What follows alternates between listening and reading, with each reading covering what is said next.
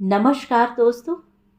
कहानियों की श्रृंखला में आज सुनेंगे लोकप्रिय कथाकार दीपक शर्मा जी की कहानी चरखी। तो आइए सुनते हैं कहानी। Excuse me.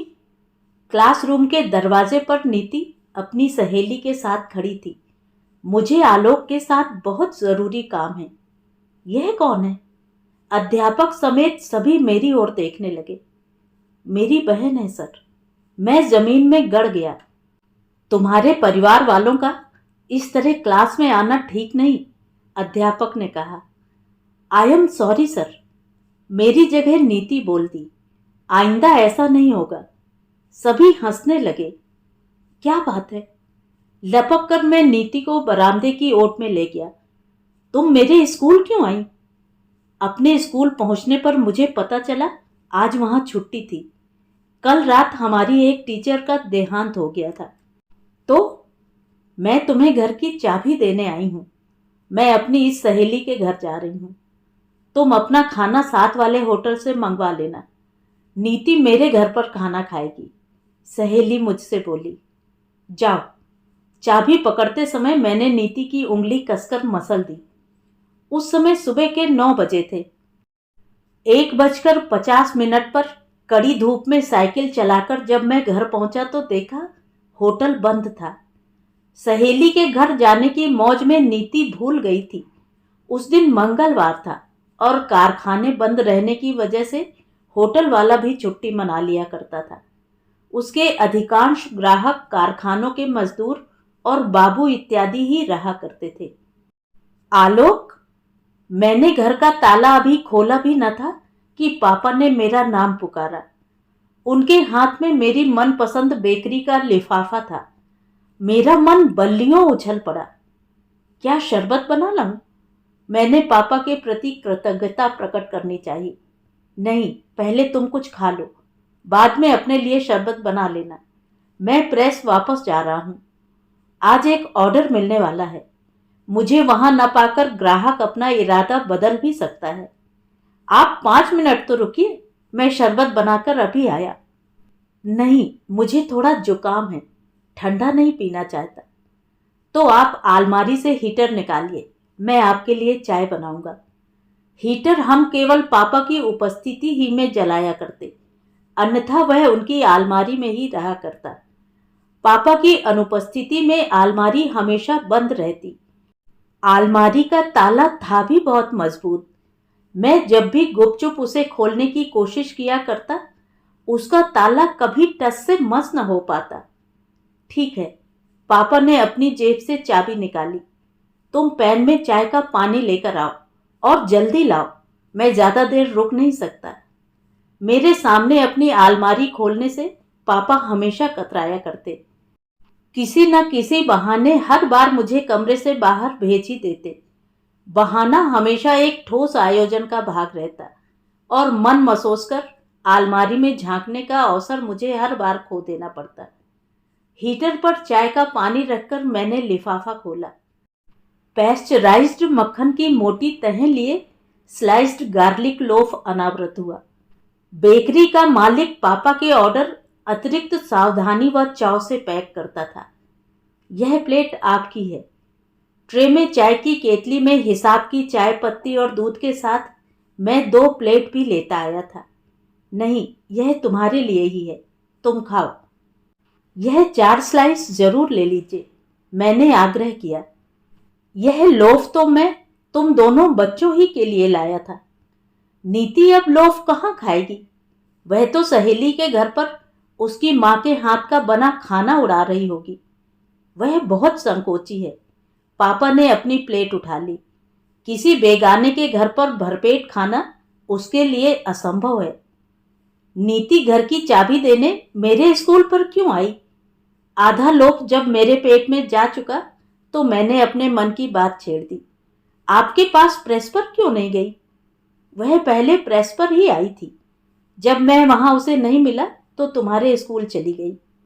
प्रेस में आपके नाम नोट लिखकर चली जाती, वहां किसी को भी दे आती। मेरे स्कूल क्यों आई? उसे क्या मालूम प्रेस पर मैं कब तक लौटता। और जिस किसी को नोट पकड़ाकर जाती वह मुझे देता न देता। तो ऐसी भी कौन सी आफत थी? सहेली के घर न जाती, घर लौट आती।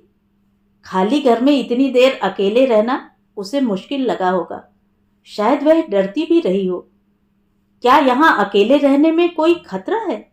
मैं सख्ते में आ गया। नहीं, तुम्हारे लिए यहाँ कोई खतरा नहीं, पापा ने कहा। पर नीति की बात और है। नीति लड़की है। इतने सारे कारखानों के बीच जो इक्के दुक्के मकान यहाँ हैं भी, उनमें नीति के जोड़ का कोई नहीं। ऐसे में उसका सहेली के घर चले जाना बेहतर ही है। यहाँ मेरे जोड़ का भी कोई नहीं। आप शहर में नया मकान ले लीजिए। शहर में नया मकान लेने के लिए हमें बहुत से रुपयों की जरूरत पड़ेगी और इस समय हमारे पास रुपए ज्यादा हैं नहीं। क्या इसीलिए माँ का ऑपरेशन होते होते रह गया? हम ऑपरेशन करवाते भी तो कोई गारंटी नहीं थी वह बच जाती। पापा का गला रुंध आया। जिंदगी में बहुत कुछ भाग्य के अधीन रहता है।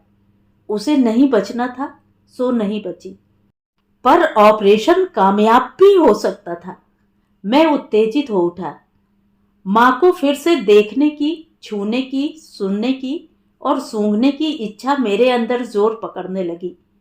उसकी बीमारी ही ऐसी थी जिसके सामने डॉक्टर की एक न चलती। पापा एकाएक उठ खड़े हुए। पर कुछ डॉक्टर आपसे बराबर ऑपरेशन करवाने पर जोर तो देते रहे थे। मैं अड़ गया। नहीं, एक भी डॉक्टर गारंटी देने को तैयार नहीं था। हमारे साथ वाले कमरे के मरीज का भी वही ऑपरेशन हुआ था। उन लोगों ने अपनी सारी जमीन जायदाद ऑपरेशन पर लगाई थी, पर क्या हुआ? न मरीज ही बचा और न ही जमीन जायदाद। क्या हमारे पास कोई जमीन जायदाद नहीं? मैंने पूछा। क्या हम गरीब हैं, अमीर नहीं? नहीं, हम गरीब बिल्कुल नहीं। पापा ने हंसकर मेरी गाल थपथपाई। हमारे पास काफी जमीन जायदाद है, पर इस समय मैं कुछ बेचना नहीं चाहता। तुम जब बड़े होगे तो तुम अपनी मर्जी से जो चाहे बेच लेना।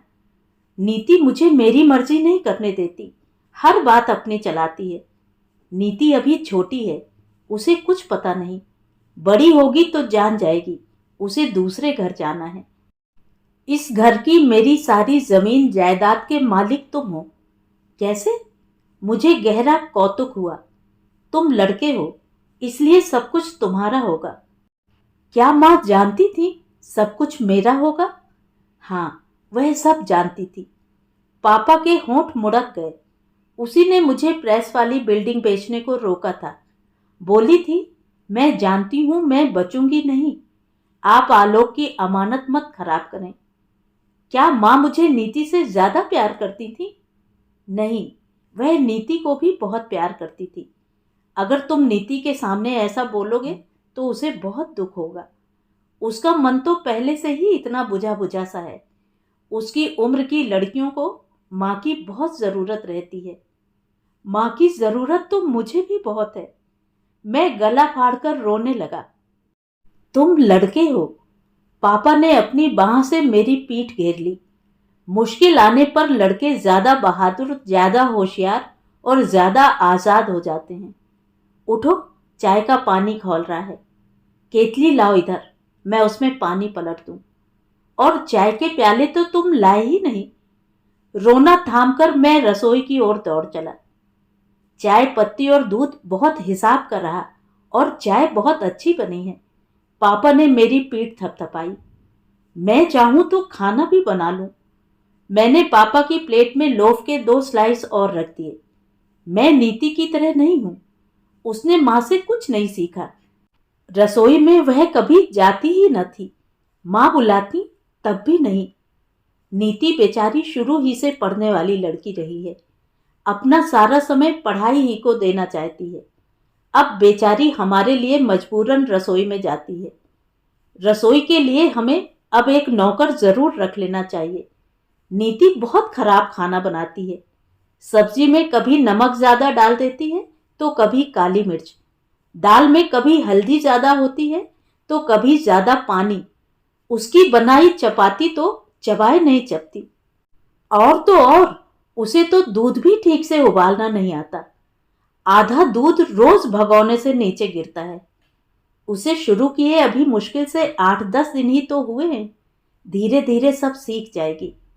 वह कभी नहीं सीख सकती। मैंने सिर हिलाया। हमें जरूर रसोई के लिए एक नौकर रख लेना चाहिए। नीति लड़की है और आजकल नौकरों का कोई भरोसा नहीं। कई नौकर बहुत बदतमीज होते हैं। जब नीति की शादी हो जाएगी तो हम जरूर नौकर रख लेंगे। उसकी शादी आप जल्दी कर दीजिए। मैं अधीर हो उठा। नीति की उपस्थिति मुझे बहुत खलती थी। पल पल वह मुझ पर हुक्म चलाया करती।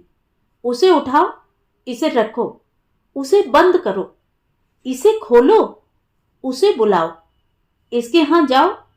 नहीं, पापा हंसने लगे। उसकी शादी जल्दी नहीं हो सकती। अभी वह बहुत छोटी है। फिर वह पढ़ने में तेज है। उसे डॉक्टर जरूर बनाएंगे। डॉक्टर बनने में उसे कई साल लग जाएंगे। मैं हताश हुआ। उसके डॉक्टर बन जाने से हम ही फायदे में रहेंगे। उसे भारी भरकम दहेज देने से बच जाएंगे। अगर उसे पढ़ाए बिना ब्याह देंगे तो हमें उसके लिए ज्यादा दहेज जुटाना पड़ेगा। हो सकता है गांव वाली जमीन बेच देनी पड़े, अपना प्रेस गिरवी रखना पड़े, या उसका एक हिस्सा किराए पर उठा देना पड़े। फिर तो नीति का डॉक्टर बन जाना ही बेहतर रहेगा। एक साझेदार की तरह मैंने अपनी सहमति दी। अब मैं चलूंगा। पापा उठ खड़े हुए। नीति जब आए तो उससे झगड़ा नहीं करना, ना ही उसे इसके बारे में कुछ बताना। ऑपरेशन और जमीन जायदाद वाली बात तो बिल्कुल ही नहीं। नहीं, मैं उससे कुछ नहीं कहूंगा, कुछ नहीं बताऊंगा। वह बेचारी तो लड़की है। पापा की दीक्षा से मेरी उस 11 वर्ष की आयु में कई कई वर्ष एक साथ आन जुड़े। मेरे हाथ उस चरखी पर जा जमे थे जिसकी घिरनी मुझे उस दुनिया में घुमा गई थी जहां नीति से 4 वर्ष छोटा होते हुए भी मैं उससे सदियों वर्ष बड़ा था। तो ये थी कहानी। कहानी आपको कैसी लगी कमेंट करके ज़रूर बताएं।